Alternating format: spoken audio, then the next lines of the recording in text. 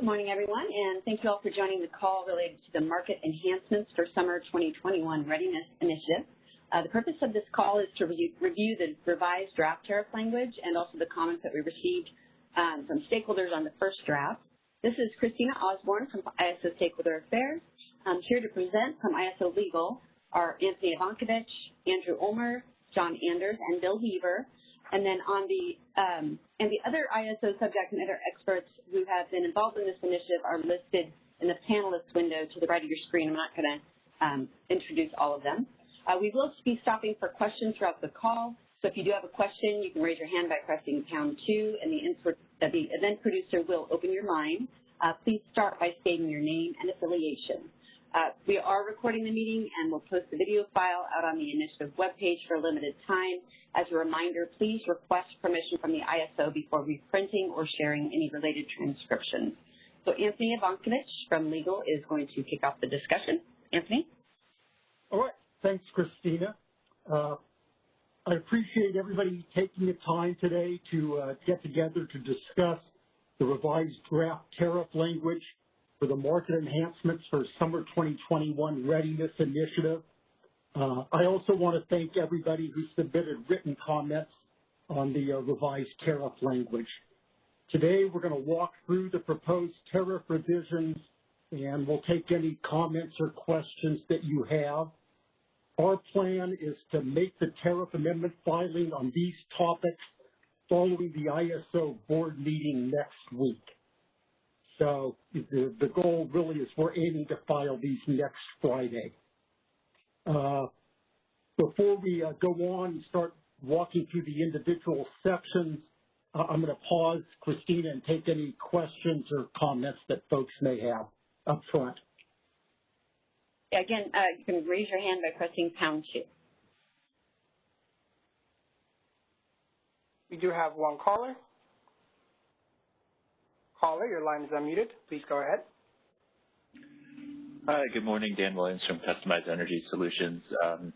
Just a quick question. Does the President have an estimate yet at this point on the export or wheel-through priority next proposal steps there? I saw a meeting notice in the initiative webpage, but didn't see it on the calendar yet, and was just wondering what the timing's looking like there. I believe there's a call scheduled for next Friday, but if Anna is on the phone, I will defer to her to talk about the current status of things. Yeah, thanks, Anthony. I am on the phone, and yeah, our next steps on that one, as you know, Dan, we did sever it from this current effort going to the board next week. We are going to repost a final proposal with some changes. We're looking to do that probably as soon as tomorrow. We do have a meeting that has been, I think, tentatively scheduled for the 26th, but I'm not sure if that's been posted as an announcement yet. But we're then going to have that meeting and take comments, and our goal is to get to a special board meeting in April. That's going to be probably around mid-April at this point, and file shortly after that. So yes, we are looking to have some additional process. When we post the tariff language tomorrow, the draft final proposal tomorrow, or I guess final proposal at this point, that will include tariff language, I believe. So you'll have an opportunity to see both the proposal as well as the tariff in its final form with regards to that effort. And well, as I said, with an opportunity to comment after that. That was going to be my next question. Do you expect to take comments before that meeting on the 26th, or were you going to wait to take comments after? I think the comments come afterwards, but I can't confirm because I haven't seen the full the dates. I don't have those in front of me, but the comments would come after, I believe. If anybody on the phone can clarify further, I'd be happy to provide that today. Otherwise, we'll get back to you. I'll be patient and wait for the market notice, but appreciate the update nonetheless. Thanks. Thank you. We have no further questions at this time. All right, Christina, I think we're ready to start with the tariff language, and we'll start first with the import market incentives during tight system conditions. And I'll turn it over to Andrew. Hi, good morning. This is Andrew. Great, we can hear you. Hi, good morning. Hi, good morning. This is Andrew Ulmer of the California ISO.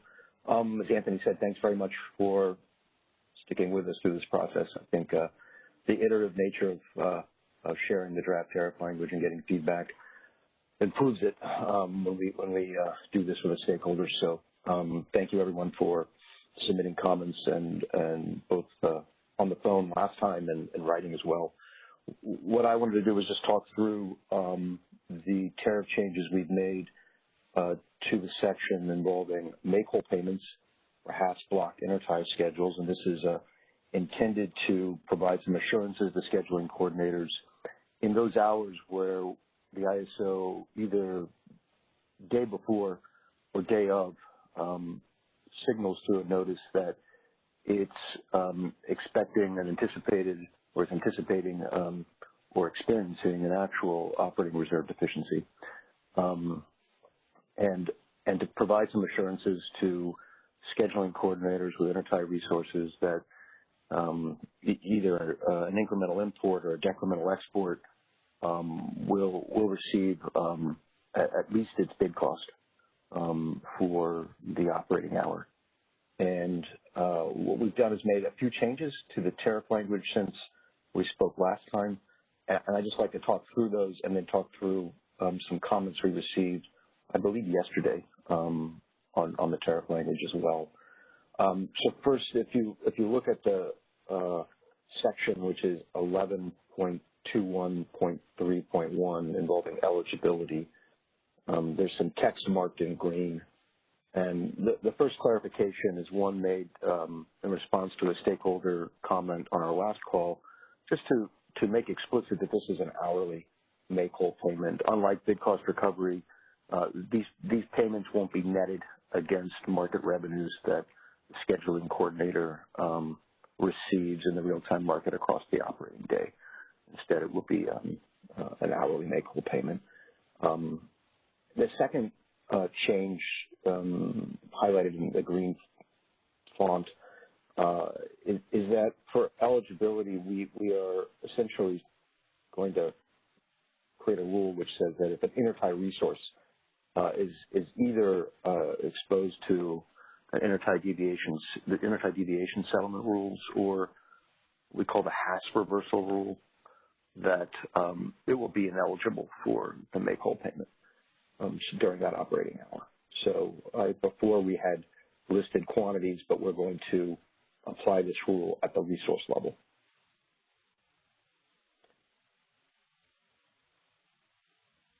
And then continuing in section 11.21.3.1, we have language that would provide the ISO with authority to suspend this make-whole payment. And prior, we had provided some relatively generalized language about adverse market outcomes. And on reflection, I think we should be more specific and more precise. And so we're providing a more objective reason why we might suspend this make-whole payment, namely that it's not resulting in incremental supply. And if we detect that, then we may exercise the right to suspend the make-whole payment and then discontinue that suspension if we determine it's no longer appropriate. So again, that's just changes to make that authority a little bit more precise in terms of what the trigger would be. In section 11.2.3.2, I included a clarifying edit proposed by a stakeholder in written comments. And then in section 11.21.3.3 for the allocation of the costs associated with these make-whole payments. In our prior draft, we had included an allocation to transfer, EIM transfers out of the ISO balancing authority area. And we received some comments about that, and on reflection, we have changed the cost allocation to simply apply to measured demand, metered demand, and exports. And the rationale that we're using essentially is that these make-whole payments are triggered at a time when the ISO's balancing authority area has identified an anticipated or actual operating reserve deficiency. And as a result, even though supply that's cleared through the HASP may in fact, supports the BA's obligations, which extend to serving load, exports, and as well as the EIM transfers that clear in the real-time market, and the costs of that supply get allocated out. The additional make-whole payment is really being triggered as a result of a balancing authority area issue. And as such, I think we think that it is appropriate from a cost allocation principle to allocate the costs to measured demand, to ISO measured demand. So we made those changes. I just want to touch on two comments we received, or 2 points in a comment we received yesterday, and then open it up for questions. One had to do with whether or not wheeling through schedules ought to be eligible for a make-whole payment. And I think as we think through that, it's indeed a point, which is that a incremental supply, an incremental export may not result in any incremental supply to serve the ISO BAA. And the question about whether or not wheeling through schedules should be eligible, I think, is a legitimate one. It's something that we are going to think through and discuss over the next couple of days. And we may indeed make some additional changes to this tariff language. The other was sort of posited a condition in which the ISO may have determined that there's going to be an operating reserve deficiency or potential one, and in the HASP, but in the 15-minute market,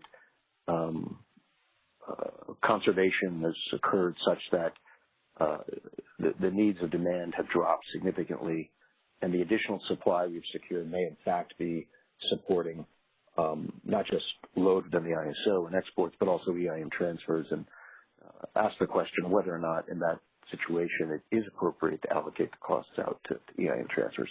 Again, I think we fall back on the rationale that we're thinking through, which is that at the time that we triggered the make-whole payment, we were doing so to support the ISO BA. So in reality, all supply will support all transactions to some extent. We think the reason for the causal connection between the make-whole payment is the ISO BA need, and as such, we think maintaining the cost allocation just to measure demand is an appropriate outcome. So I'll stop there. That's the sum of the changes to this section. Sure. So if you have a question, please press pound 2 to raise your hand. We do have a couple callers. First caller, your line is unmuted. Please go ahead. Yeah, good morning. This is Josh Arnold from Pacific Gas and Electric PG&E. I wanted to ask further on that second point about the cost allocation to measured demand change.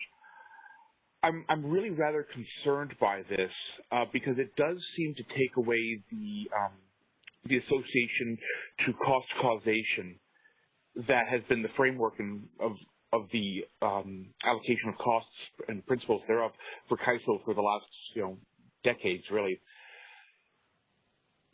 Traditionally, these sort of costs are associated back to and allocated back to the end users that kind of incurred them. And I really don't understand the full logic you're explaining here. Just because the CAISO has indicated that there may be a shortage doesn't mean that there has been or will be a shortage within the BAA.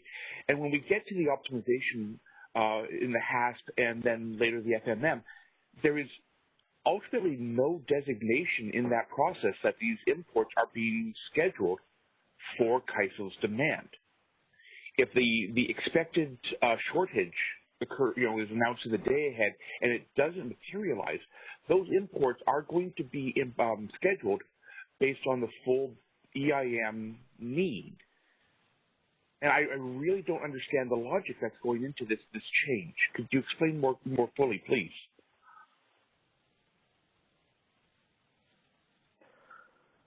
Yeah, again, Josh, this is Andrew Ulmer. So I think your point about the supply ultimately supporting all need is a legitimate one. Certainly it will support load in the BA, it will support exports, it will support EIM transfers out, to the extent there are any. And there may be instances like this, very few, but as I think you posited in comments, that conditions change, and there could in fact be EIM transfers out during intervals in an operating hour where we have triggered this make-whole payment. And so, yeah, I think it's hard for us to say, well, that supply isn't supporting those EIM transfers out. And some of the costs of that supply will be allocated to EIM transfers out. But the additional bid cost make-whole payment is really being triggered solely for supporting an anticipated balancing authority shortfall. So, I think you can maybe say there may be reasonable minds might look at this differently, but if I'm the operator and I am pulling the trigger to say I'm going to have an anticipated operating reserve shortfall, or I'm seeing one, and in these coming hours, there's a pretty proximate cause between that trigger and the bid cost make-whole payment. I can agree with that. That's the line I'm drawing. Yeah, and I can agree with that. My brain is not wrapping itself around the technical aspect of this process. Josh, this is Brent Cooper. Let me add. Yeah. Let me add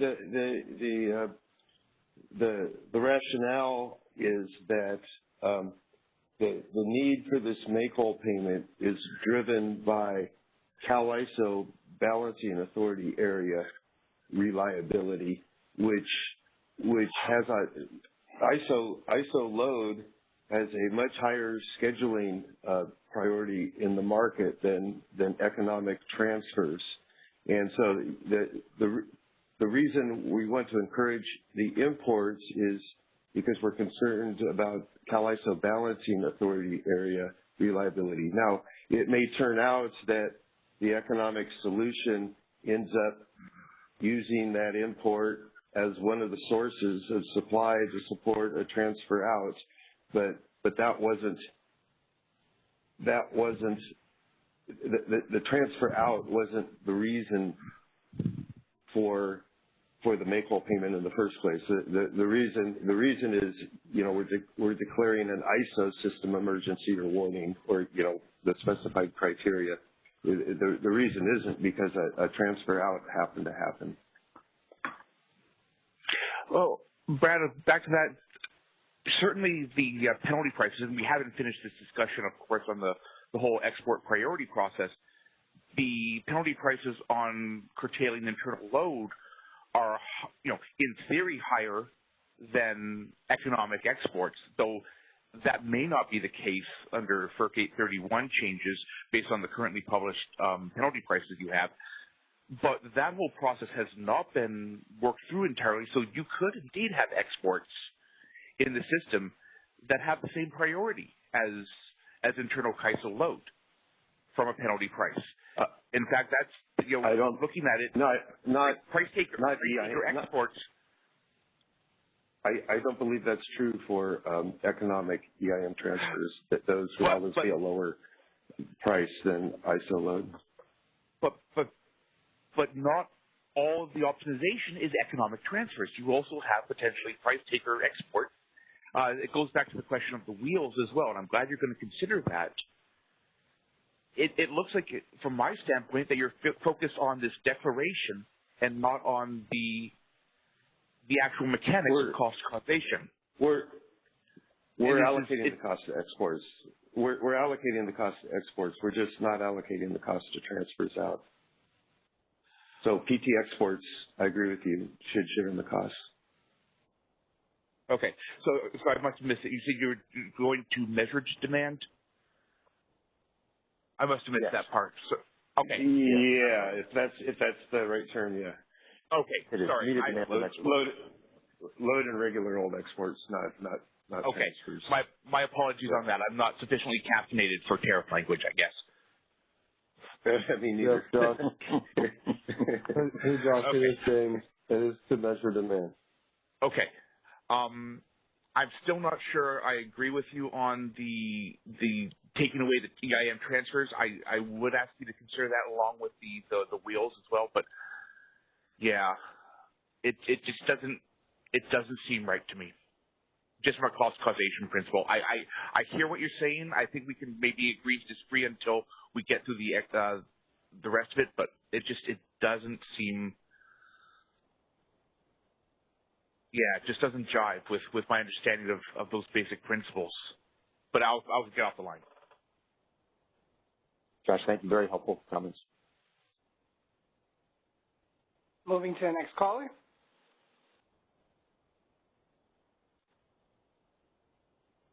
Caller, your line is unmuted. Please go ahead.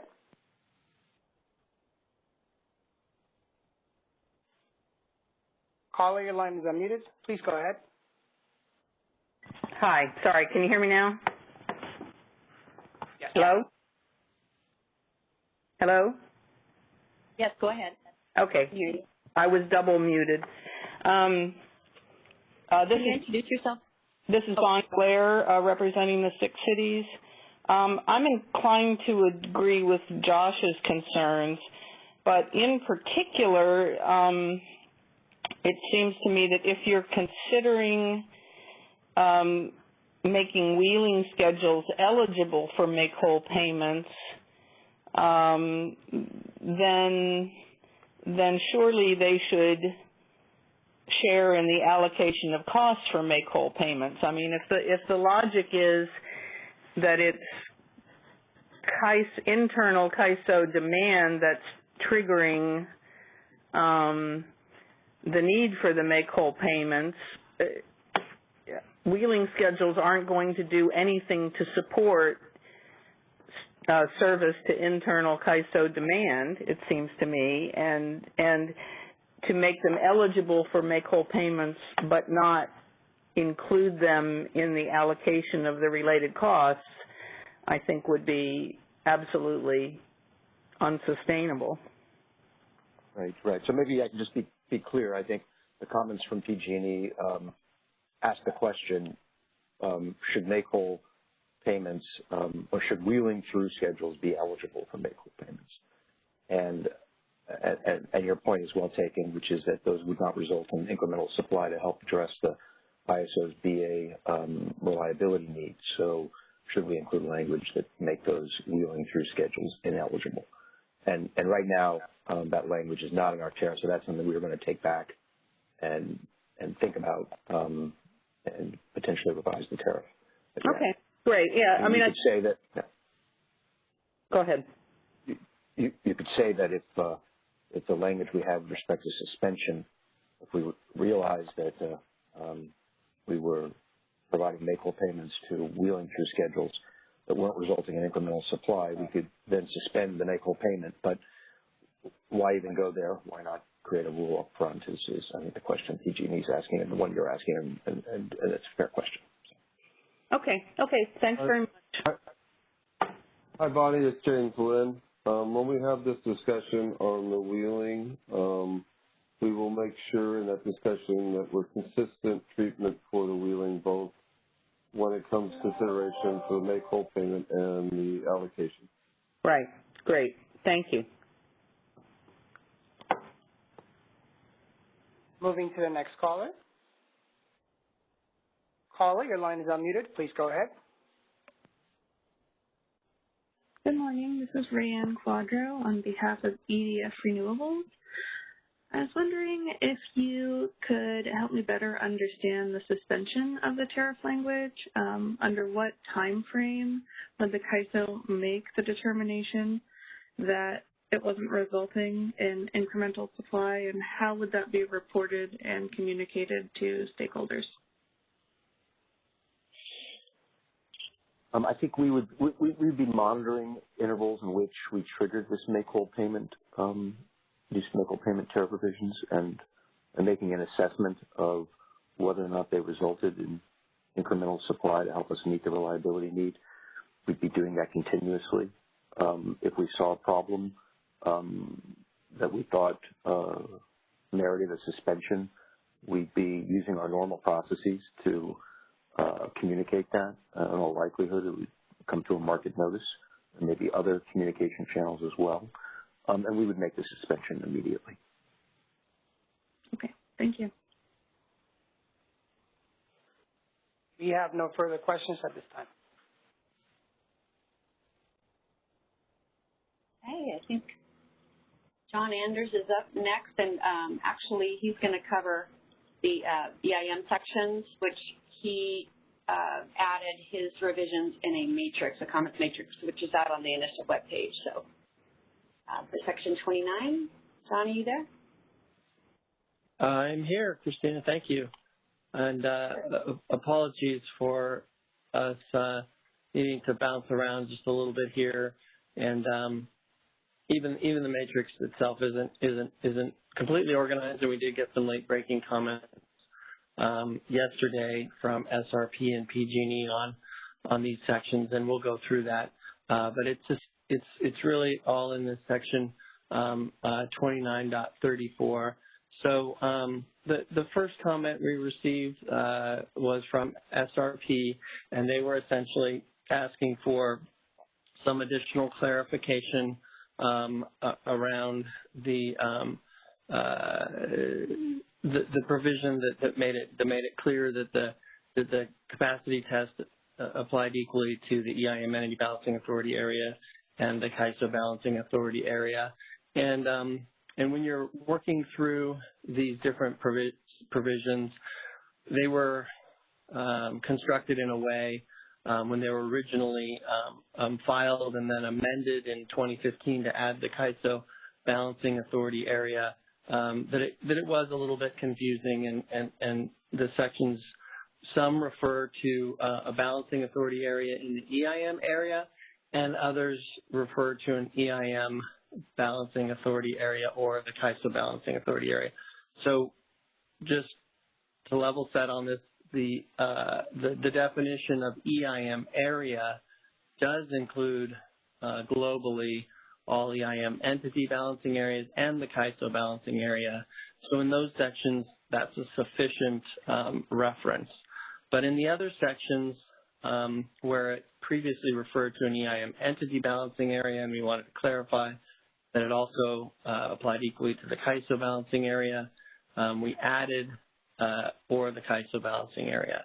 So that, another approach might have been to redraft the entire sections. We didn't choose to go that route, so we clarified it in that manner. And that's basically the response here. And then there was a supplemental comment from SRP that we had missed a reference to or the CAISO in section 29.34M6, and we agree with that change. It's not reflected here in this matrix. We just didn't have time to update it from yesterday's call, but for the SRP comment received yesterday, we'll add that one into the revisions that will be filed. So it will be clear, we think, across the board in the capacity test and flexible ramping sufficiency tests that all of that and the consequences for failure apply equally to CAISO balancing area and to EIM entity balancing areas. That was the overall intent from that, and we've made those changes accordingly. And I think now, Christina, if you scroll down, there's a related discussion in the PG&E comments. They got kind of tagged on to the end of this. Keep going. Yeah, here we go. Yeah, there you are. So then PG&E reviewed these comments or sections and had some additional questions around clarity for the equal application, and they requested that in addition to, Christina, why don't you scroll down one more page? I think we'll come back to this this suspension discussion here in a minute.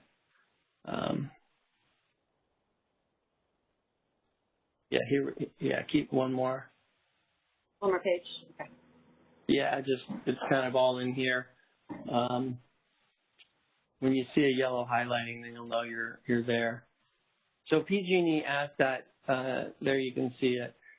PG&E requested some additional clarification about what this all means in terms of the CAISO's balancing area and the application of the CAISO, in particular this reference or the CAISO equivalent. And I think I explained last time that was sort of our shorthand way of describing the equivalent in the CAISO's BAA, which is really these various the various results of these market runs that are noted in the prior section. And so PG&E asked for some additional clarification be detailed in the business practice manuals, and we're fine with that. I think it does deserve or merit a little bit of additional explanation and description, and appropriately so in a business practice manual. So we will provide further clarity on this CAISO equivalent in terms of these market runs and how that essentially adds up to what is otherwise an EIM entity base schedule or resource plan. So that is all of the comments that we received on this aspect of the resource efficiency, and I think I'll pause and take questions, and then we'll go to the proposal to suspend the uncertainty requirement, which is just above where we're at now in the matrix. So let's go ahead and see if there's any questions on the application of the capacity test to the CAISO BAA. Avi, do we have anybody in the queue at this time? We have no questions in the queue at this time. And press pound 2 if you do have a question. Just give it a moment.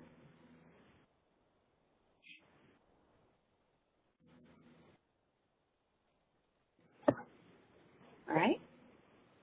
Okay. So we'll be covering this a little more. If a question comes to mind and you want to toss it in after the next discussion, that's fine too. So, Christine, I think you want to go back up a page or so.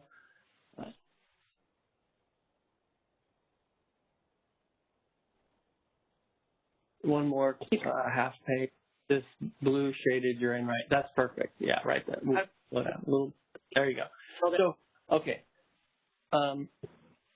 So in this area, what ended up happening was we posted the initial tariff language, and there was some additional input, I think, from the MSC and discussion sort of on the policy arena about what happens if the application of this uncertainty requirement or the inclusion of the uncertainty requirement in the capacity test produces some unintended results. And in really, in the way the MSC characterized it was that it started producing failures in intervals where you wouldn't otherwise have expected it to produce a failure of the capacity test. So it's really a kind of a concept of a non-functioning or a misfunctioning test or additional incremental requirement within the test. And so the recommendation was to provide for the ability of the CAISO to, for lack of a better word, suspend or eliminate the uncertainty requirement from the test. So in developing the tariff language, and I think there's some corresponding description in the policy paper as well, we looked at this kind of differently, I guess, than we would say the discussion that just occurred with Andrew around suspension of the make-whole payments or as PG&E suggested in their comments, the suspension of convergence bidding during emergency conditions and all that. So here, we didn't view the concern as failures during emergency conditions. We kind of viewed this as failures when you wouldn't expect there to be failures because of this incremental requirement that you meet the uncertainty. So in that context, this was more like we built something and it's not really functioning as intended, and we want the opportunity to remove it from the application in the market and not really suspend it and reinstate it or suspend it and reinstate it. It was honestly kind of a on-off switch. So it's on, and then if in its application, which is 24 hours a day or whatever it is, and we're observing failures when we otherwise wouldn't or shouldn't expect there to be failures, that we could turn off the feature. And the thought here was that we really wouldn't be turning it back on. We would just kind of be turning it off and then revisiting, what all this means. And we thought this was additionally appropriate because we are undertaking a more comprehensive review of the resource sufficiency evaluation. So it's not clear at this time how that will play into any of this. So we put in this sort of 12-month time frame where we could exercise this authority, and that would get us through this summer and say up to June of next year, which would kind of then be, we think at least, probably overtaken in some ways by the more comprehensive review. So there was kind of a limited duration, 12 months, that we could exercise this option. And then the three business day notice, we thought, this was not something we really needed to rush into. It's just that over time we've been observing instances where it's not performing as expected, and we're having failures when we otherwise wouldn't expect the failures. And so we thought 3 business days notice to everyone, this is going to be removed or turned off kind of permanently, if you will, and then we would follow that up with a brief report to the FERC explaining our conclusion that the requested feature or functionality was not performing as expected. So that was our thinking and logic behind all of this. So you have the 12 months to 3 business days. I know PG&E inquired about why not make it immediate if it's not working correctly. We didn't think this was that urgent, but we're open to stakeholder input on that, and I think with that, I'll take any questions on this proposal to sort of remove the uncertainty requirement from the capacity test. Okay. So if you have a question, press pound 2 to raise your hand.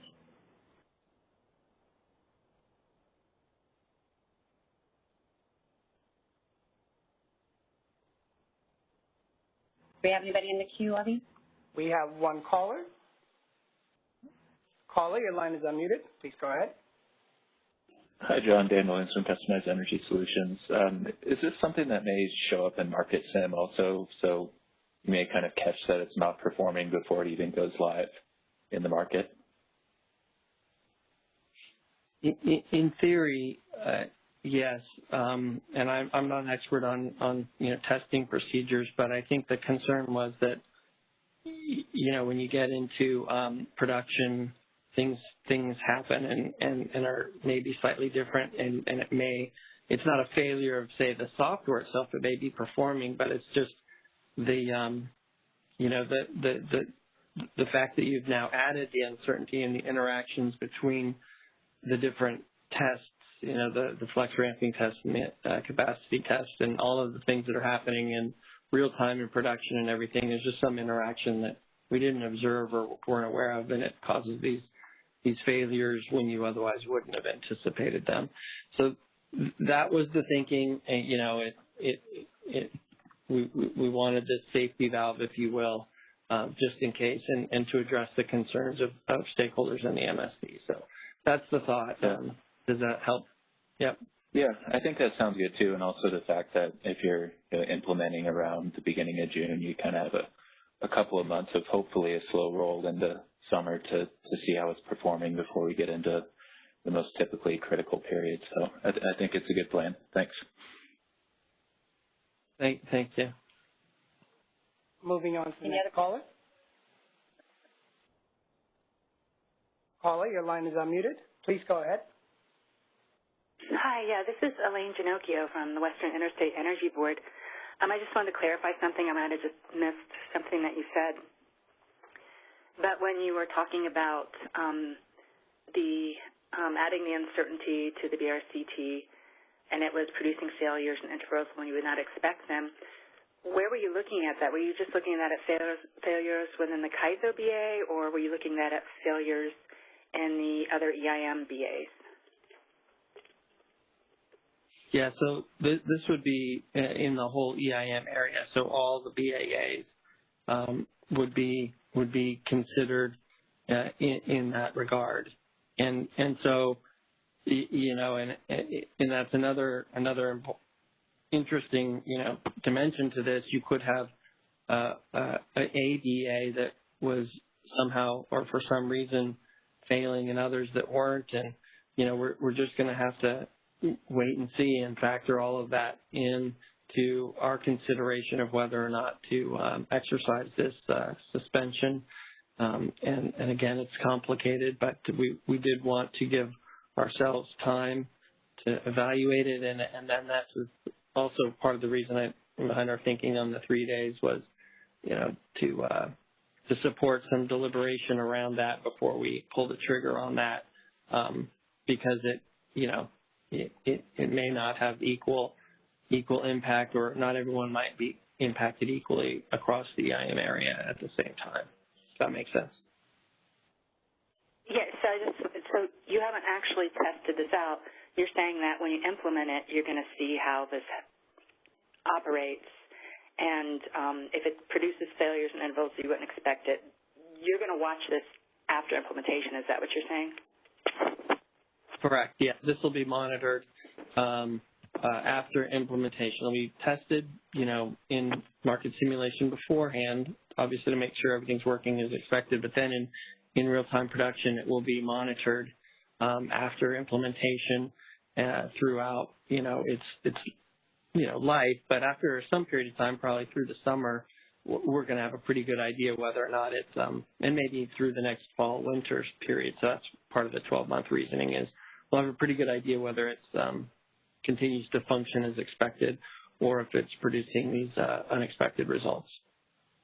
Thank you. That clarifies it. Bobby, do we have anybody else in the queue? We have one more caller. Caller, your line is unmuted. Please go ahead.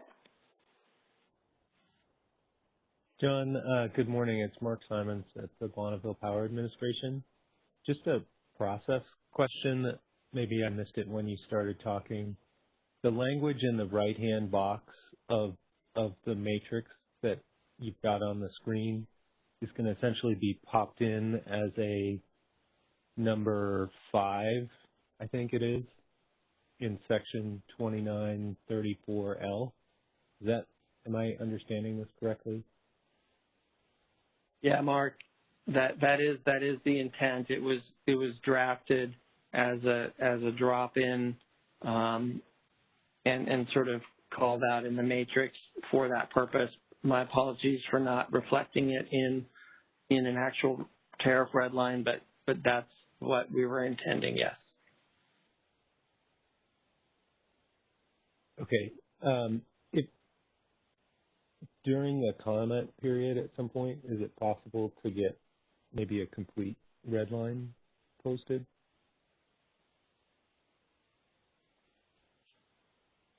I'm gonna ask Anthony. I know oftentimes we do post an updated or revised tariff.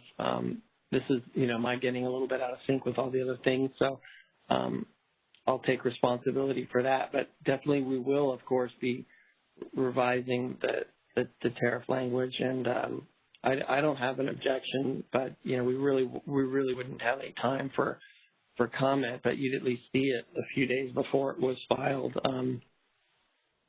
But it'll be filed, I think, a week from Friday is the target. So, Anthony, maybe thoughts? Yes, I mean, if we're able to post something, we will. But I think, like John says, we are aiming to file this a week from Friday. So that really is, that's not going to leave any time for any additional process on this. I mean, that being said, if we can get something, a revised version posted, we will attempt to do that. And Mark, if you have any specific suggestions on this or anything, we're open to that now. If you think it reflects everyone's understanding, let us know. Yeah, I think the language that's over there in the right-hand box reflects the discussion that's been had about trying to identify a way to, as you said, kind of use an off switch in the event that it's not ultimately functioning as intended for anyone, CAISO or EIM entity PAs, as Elaine pointed out. So thanks. I just wanted to understand the process standpoint here. That's really helpful. All right, fair enough. Appreciate that. And the expectation would be that this text, subject to a minor tweak or formatting and all that kind of stuff, would appear in section 2934L. Yeah.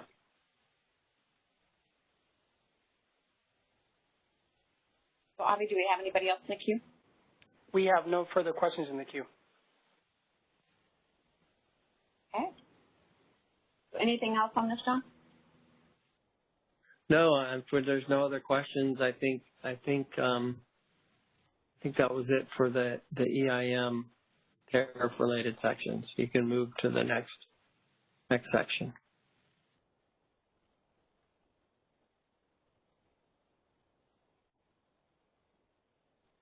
All right. Trying to get to that section. I think it's page 23. Is that correct, Bill? Are you on? I'm on. I don't know the page number. I'm sorry. Oh, yeah. As long as you know that you're next. See, a little further down. Oh, here? Up. Up. Yeah, we'll Do we go up? Yeah, looking for that big RDR text. You got it. Hold on a second. Nope, too high. Oh, too high. Okay, sorry. Everybody dizzy. There you are. Okay. All right. Okay, so this is Rdr Enhancements. Not much has changed here. Maybe, Christina, if you want to scroll down to the first time you see green. Most of our tariff revisions for the Rdr enhancements fall in two buckets. Bucket number one is expanding the optionality to include the hourly block and 15-minute dispatch options. And that's the majority of the tariff revisions you see. The second set of tariff revisions are simply making clarifications to the tariff that to make it clear that RDRRs are dispatched in the full real-time market processes, so in RTPD, and then dispatched like any other resource. The majority of the tariff language is was focused on exceptional dispatch, so we just wanted to clarify those sections here. So you see, like in green, this is a fairly, perfunctory clarification that we dispatch pursuant to Section 3417.2, which talks about simply how other supply resources in real time are dispatched and provided a dot and whatnot. If we could scroll down to the next one. and this would be the other clarification we made, was for the marginal, the marginal resource options, that we treat them as if they were flexible with an infinite ramp rate between 0 and its Pmax, very similar to a COT, a constrained output generator. And so again, this is a clarification just to ensure that our software is actually dispatching and using these resources appropriately, because, as we've identified in the stakeholder process, the optimization was struggling to dispatch RDRRs. If we want to scroll down a little more, I think that should be pretty much it.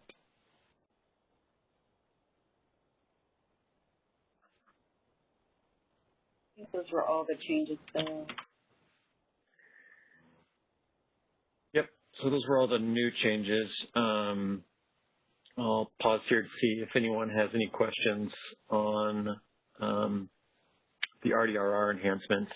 And Christina, it's still me for interconnection enhancements and operating reserves for during tight conditions. Thanks, Bill. So do we have any questions? Again, press pound 2 to raise your hand.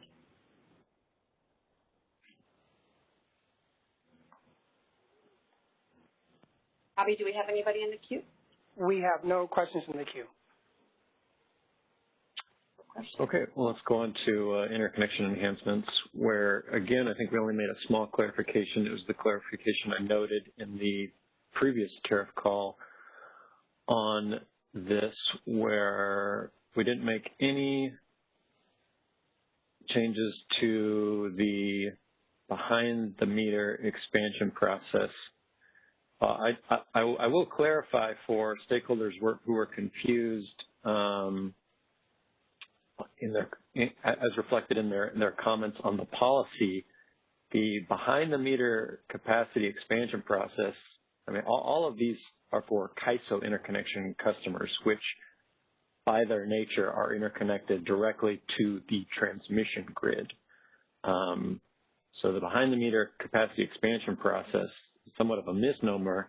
It is not referring to a retail end-user meter. It is referring to the CAISO meter that a transmission-connected customer has. So imagine a large wind facility connected to a high-voltage line is going to add batteries to shore up capacity. That's kind of what this process is designed for. Okay, but no tariff changes here. If we want to scroll down a little more.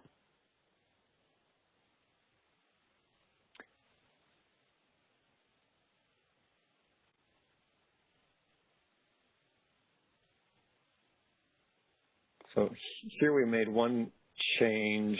I think we previously had that we would make this interim deliverability assessment for independent study customers in the calendar month before they came online, and we changed that to as soon as practical, but no later than the calendar month before the generating facility or capacity increase comes online. And that will give us flexibility for us and the interconnection customer to try to ensure that additional capacity will show up in the monthly NQC list. Independent study customers, don't proceed on a strict timeline and can vary. We want to ensure we have the flexibility to make sure they get this interim deliverability. So this change pretty much benefits everyone. Okay, well, that is it for the interconnection enhancements. I'll pause here to see if we have any questions before going on to operating reserves. Okay. Anybody in the queue, Abby? We have no questions in the queue at this moment. All right, thank you, Bill. Well, Anthony, are you on the line? I know you got dropped. Make sure you're back on. I am on. Oh, good. Okay. Okay, but this is still me. So energy bids from operating reserves during tight conditions, the art is formerly known as scarcity pricing. So let me in our previous version, as I said on the last call, we had changes to RTCD, which was incorrect. This will only be to RTED, as I said before, and as reflected in these changes. I do want to clarify. I do want to point out to the stakeholders on this call that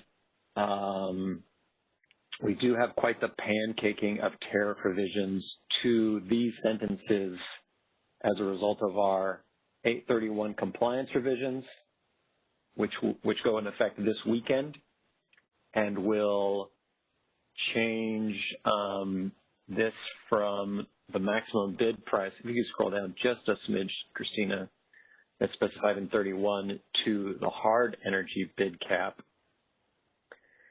Then, assuming this gets, that's good. Assuming this goes into effect January 1st, it would come, this would come into effect, which really just expands the reserves that are being priced at the hard cap to include non-contingency only, or those reserves that were procured in day ahead. Then, more problematically, we have our 831 enhancements, which create a sort of an if-then test via the reserves. If they're dispatched in response to an emergency, would be priced at the soft cap unless we've met the conditions necessary to use the hard cap, in which case they'd be priced at the hard cap. As a result of how FERC's e-tariff system works, it's likely that we'll have to file, assuming everything is approved on the effective dates requested, it's likely we'll have to file a reconciliation filing or do some type of other very quick tariff gymnastics to ensure all these layered tariff revisions get effective and reflect what we want. But ultimately, assuming everything's approved as we would want, on the dates we would want, what the end result will be that this section will essentially say that all reserves, whether contingency only or procured in day ahead, that are dispatched in response to a system emergency where we've run out of bids, will be priced at the soft cap if only the soft cap is in play, and if those triggers that have been met in our 831 enhancements are met, then they'll be priced at the hard cap. So that'll be pretty much it, and you'll see we'll try to go into detail and explain this well in the transmittal letter, but it will take some tariff gymnastics to get through these stacked filings, changing the same sections. I'll pause here to see if we have any questions. Bobby, do we have anybody in the queue? Again, press pound 2. We do have one caller. Caller, your line is unmuted. Please go ahead. Hi, Dan from Customized Energy Solutions again. So I guess I'm a little bit confused. I had thought that you would be pricing it at whatever the penalty parameter may be, which may be at some point between 1,000 and 2,000. Is that not correct? Just under the Order 831 enhancements. So under the 831 enhancements, I think what we have submitted is sort of just an if-then. That if we go above, if there are bids approved above the soft cap, then the hard cap is in play and they're priced at the hard cap. Okay, so doesn't have anything to do with that potential scale depending on the threshold that may be in place for whether the penalty parameter is at a point between 1,000 and 2,000 or at the 2,000 hard cap. It just goes straight to the hard cap. Yeah, and maybe we need to discuss this more with policy, but I'm going off what we submitted in the 205 enhancements filing.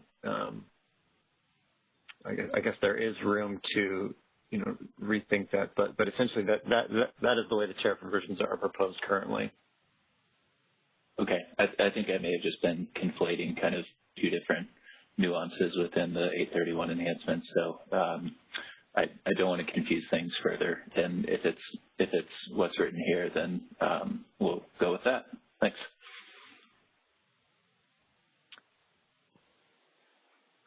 Any other questions, Avi? We have no further questions at this time. Okay. Did you guys have anything else you want to add, Anthony or others? Nothing to add, Christina, other than, if we're able to post some revised tariff language before we file, we will, we'll seek to do that. But, as I indicated before, the goal is to be filing this next Friday. Great. Thanks, Anthony. Any other questions before we conclude the call? Again, press pound 2, and Avi, let me know if anybody enters the queue.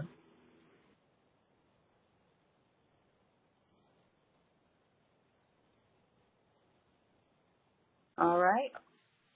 Well, thank you, everybody. I appreciate your participation in the call today. Thanks for your help, Avi, and enjoy the rest of your day. That concludes our conference. Thank you for using Event Services. You may now disconnect.